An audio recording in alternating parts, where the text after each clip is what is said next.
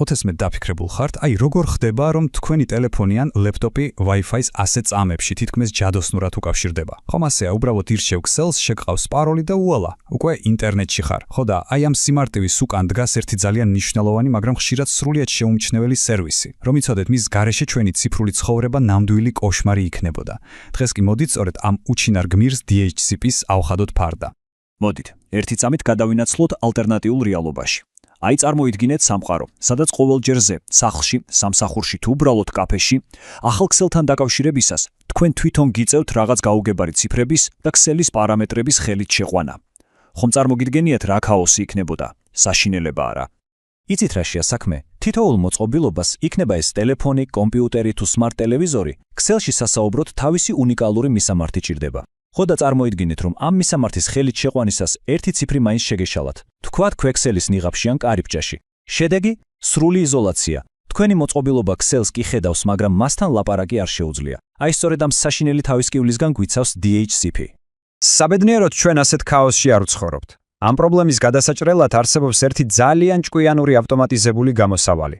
შეგიძლიათ წარმოიდგინოთ, როგორც ერთგვარი ციფრული კონსიერჟი თქვენი ქსელისთვის, რომელმეც მთელ ამ შავ სამუშაოს თქვენ ნაცვლად ჩუმად და აკურატულად აკეთებს.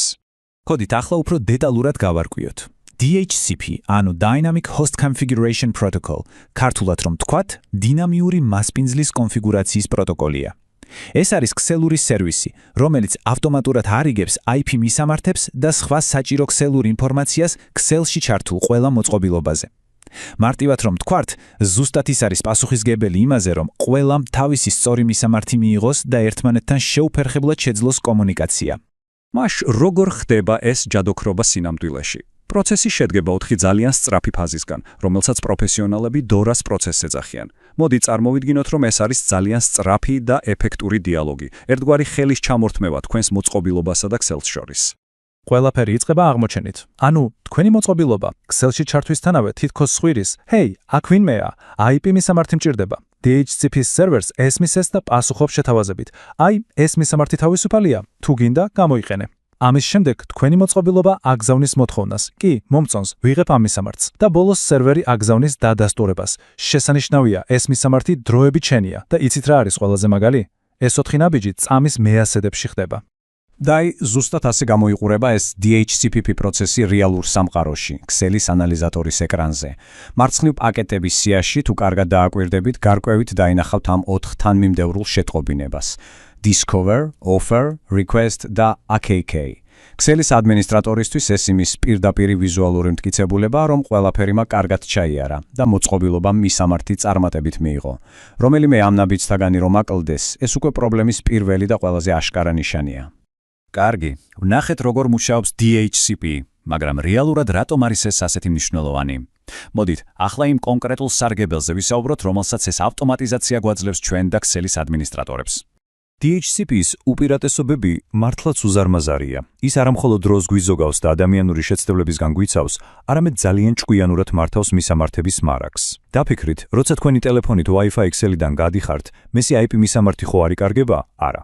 DHCP მას იბრუნებს საერთო აუზში და შემდეგ უკვე სხვა მოწყობილობას აძლევს. ეს მისამართების ერთგვარი გადამუშავების პროცესია, რომელიც ქსელის მაქსიმალურ ეფექტიანობას უზრუნველყოფს და კიდევ ცენტრალიზებული მართვა ნიშნავს, რომ ადმინისტრატორს შეუძლია ერთი ადგილიდან აკონტროლოს მთელი ქსელი, რაც დამიჯერეთ უდიდესი შვებაა. იმისთვის, რომ თელმა ამ სისტემამ გამართულად იმუშაოს, კლიენტმა და სერვერმა ზუსტად უნდა იცოდნენ, სად და როგორ მოусმენონ ერთმანეთს. მოდით ახლა ამ საკომუნიკაციო არხებსაც გადავხედოთ, ანუ კულისებში შევიხედოთ. ეს კომუნიკაცია ხდება კონკრეტული UDP პორტების საშუალებით. შეგიძლიათ ეს პორტები წარმოედგინოთ როგორც სპეციალური კარები სასაუბროდ. კლიენტი ანუ თქვენი მოწყობილობა თავის მოთხოვნას ყოველთვის 68 პორტიდან აგზავნის. DHCP სერვერი კი მუდმივად კურს უგდებს 67 პორტს. ისინი UDP პროტოკოლს იყენებენ იმიტომ, რომ ის ძალიან სწრაფი და მსუბუქია. იდეალურია ასეთი მოკლე და სწრაფი მოთხოვნებისთვის, სადაც სიჩქარე ბევრად უფრო მნიშვნელოვანია ვიდრე 100%-იანი მიწოდების გარანტია. როგორც ეს ციტატა ამბობს, DHCP სერვერი არის აუცილებელი სერვისი. ეს რას ნიშნავს? ეს იმას ნიშნავს, რომ ის არ არის უბრალოდ რაღაც მოსახერხებელი ფუნქცია, რომლის გარეშე შეიძლება გავწლოთ. არა, ის თანამედროვე ქსელის ფუნდამენტია. მის გარეშე კავშირი უბრალოდ ვერ შედგება. წერტილი. მოკლედ, DHCH ერთ-ერთია იმ უხილავ გმირებს შორის, რომლებიც ჩვენს ციფრულ სამყაროს ასე მარტივს და ხელმისაწვდომს ხდის. ის ჩუმად და შეუმჩნევლად მუშაობს კულისებში, რათა ჩვენ, მომხმარებლებმა, ზედმეტი თავის ტკივილის გარეშე შევძლოთ ინტერნეტთან დაკავშირება. და ეს მაფიქრებინებს, როცა უბრალოდ სოციალურ ქსელს სკროლავთ ან ვიდეოს უყურებთ, კიდევ რამდენი ასეთი ფუნდამენტური და უხილავი ტექნოლოგია მუშაობს იმისთვის, რომ ეს ყველაფერი შესაძლებელი იყოს. აბა დაფიქრდით ამაზე.